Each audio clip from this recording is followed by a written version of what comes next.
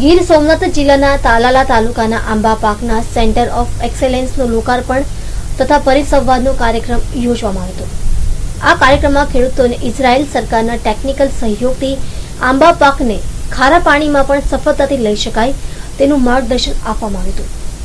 આ કાર્યક્રમમાં ઇઝરાયેલ સરકારના રાજદૂત ડેનિયલ કાર્મોન પણ ઉપસ્થિત રહ્યા હતા, જ્યારે કેન્દ્રીય મંત્રી પુરુષોત્તમ રૂપાલાએ સેન્ટર ઓફ એક્સેલન્સનું લોકાર્પણ કર્યું હતું।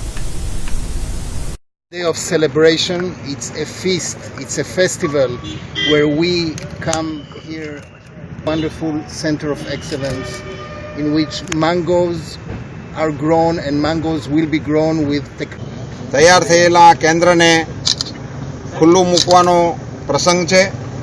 ઇઝરાયેલના એમ્બેસેડર, ઇઝરાયેલના મુંબઈના કાઉન્સિલ, આપણા ધારાસભ્ય, જિલ્લાના અમારા આગેવાનો, યુનિવર્સિટીના કુલપતિશ્રી, આ બધાની ઉપસ્થિતિમાં આ શરૂ કરી રહ્યા છીએ।